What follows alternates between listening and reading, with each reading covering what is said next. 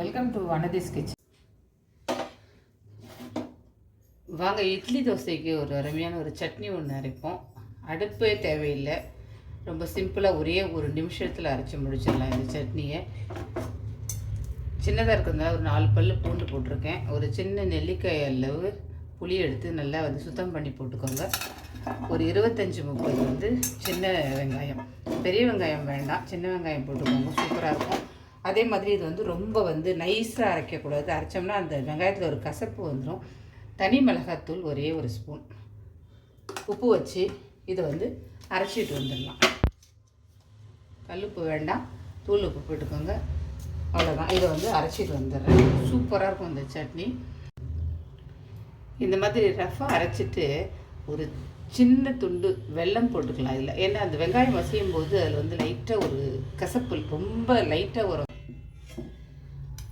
அரைச்சிட்டு வந்துட்டேன் பாருங்கள். ரொம்ப நைஸாக அரைச்சோம்னா அந்த கசப்பு வரதுனால கொஞ்சம் கரகரன்னு இருக்கட்டும்.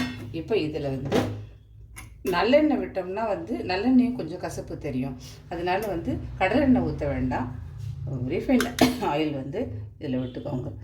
நல்லா கொஞ்சம் தாராளமாக ஊற்றிக்கோங்க. 2 நாள் வெளியில் வச்சிங்கன்னா கூட கெட்டே போகாது. ஒரே ஒரு ஸ்பூன் வச்சு 4 இட்லி சாப்பிட்டு முடிச்சிடலாம். சூப்பராக இருக்கும். நல்ல சாஃப்டான இட்லியோட மக்களமாக இருக்கும். ட்ரை பண்ணி பாருங்கள்.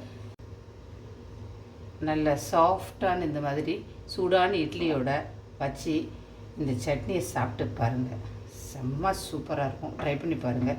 பச்சை வெங்காய பூண்டு சட்னி ரெடி ஆகிடுச்சு. ட்ரை பண்ணி பார்த்துட்டு பிடிச்சதுனா லைக் பண்ணுங்கள், ஷேர் பண்ணுங்கள், சப்ஸ்கிரைப் பண்ணுங்கள். நன்றி, வணக்கம்.